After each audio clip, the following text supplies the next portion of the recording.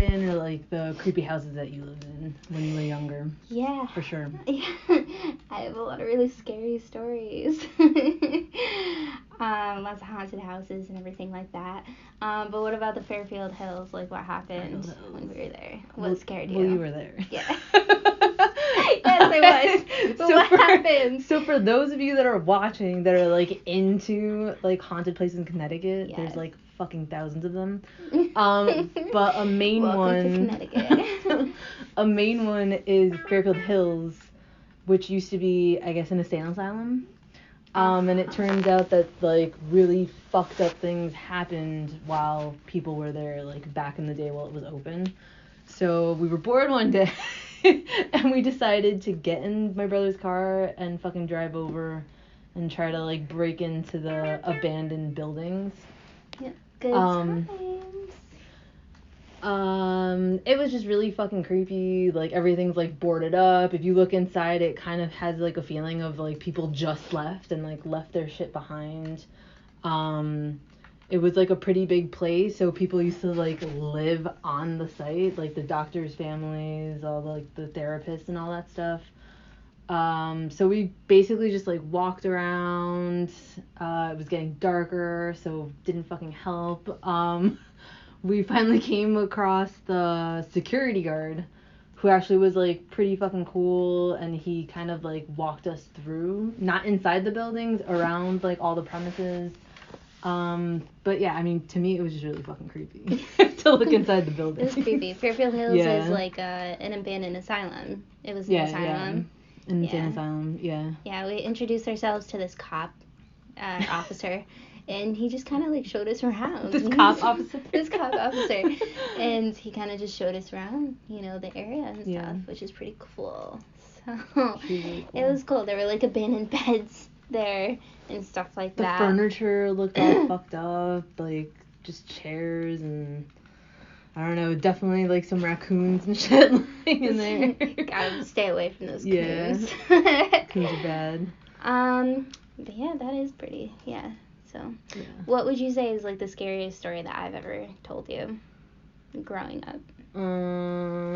Probably, I don't remember which house it was, but the one with like all the Bibles in the middle of the hallway. That was the scariest one that I told you? Ha, beginner level. All right. no, I'm just kidding. All right, so let's get started. So this really cool time, I lived with my older brother and my two older step-siblings at the time. And we lived in this house, and I was the youngest. And that's when we were home alone one time, and our parents decided to leave. They wanted to go ahead and like get us food, feed us, which is nice.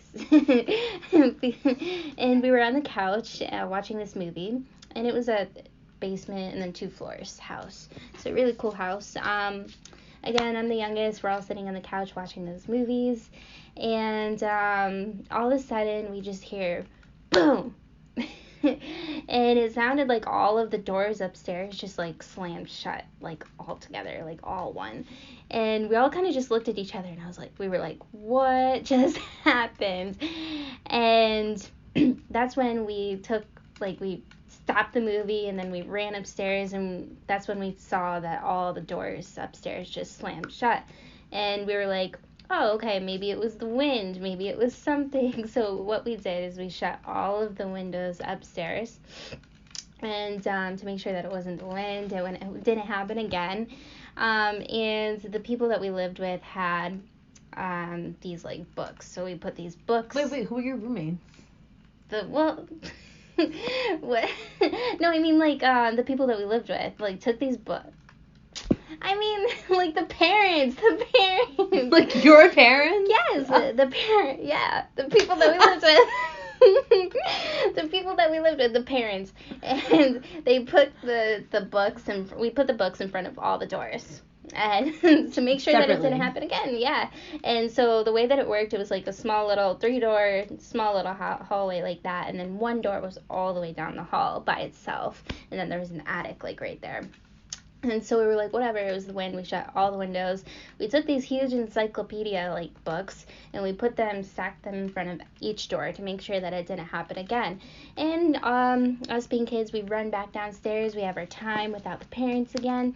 And we press play in the movie, and then all of a sudden, a few minutes later, we hear bam, and the doors slam again, and we're like, what is this? So we run upstairs and we're like, what the heck just happened? And all of the doors when we go upstairs are slammed shut, and nobody else is home. All of the windows were closed, and we were like, what the heck? When we went upstairs, all of the encyclopedias were stacked up in the middle of the hallway. In a perfect pile. In a perfect little pile. Perfect pile. And yeah, so that was that, and it was really creepy, and yeah, so that was that. Do you remember that story? Yeah, that's pretty Yeah. fucked up. Then we just all ran downstairs screaming, and I was the youngest, and I was like, no! And then we went to the neighbor's house, and we slammed on their door, and we were like, something happened. And then she came to the house and then she was like, what's going on? She looked around and stuff, and she was like, well, it was probably just the wind and and stuff like that. And we were like, but we were like, all the windows were closed. I don't know, the wind can't literally pick up these encyclopedias and put them in the hallway. Well, that's the thing, there's nothing that can explain the fucking books. Perfect stacking. Yeah, perfect stack in the middle of the fucking hall. And the wind just has arms and just did that. I don't know. So yeah, that was really creepy. And then my step sibling ended up looking a little bit later. I guess after we moved out, we got older and stuff. And he told me recently that he did research on the house, and he found out that there were a bunch of exorcisms at the house. And I was like, well, that's why I didn't sleep. That's why I didn't sleep at night. So that was that. But yeah, so really creepy story. Well, did it constantly feel unwelcoming to be in the house, or off-putting? Yeah, or I definitely never wanted to be alone in the house for sure. I always felt like I was being watched, watched or something like that. I don't know. It was creepy. I don't know. Nothing could literally make everything just shut. And the one door was all the way down the hall. So, you have to pick up these books and literally, bring them down the hall. It doesn't make any sense. I don't know. So, what do you guys think? Are ghosts real? Ghosts are definitely fucking real. What is it? You can't explain it. Is it the wind? What? What's the answer? Seriously. So it's definitely a really unexplainable story.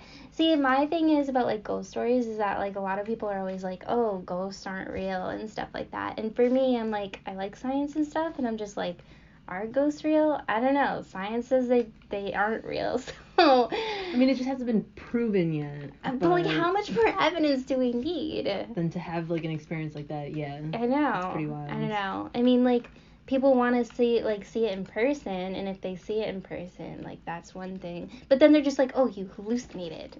Yeah, then they just explain it away anyway. So.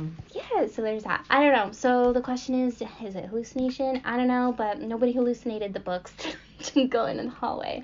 Yeah, if it's 4 people being this is the fucking story, same story, this is what happened, this is how it happened, there's no way you can deny. Literally. That there's something. Yes, there's something that, there.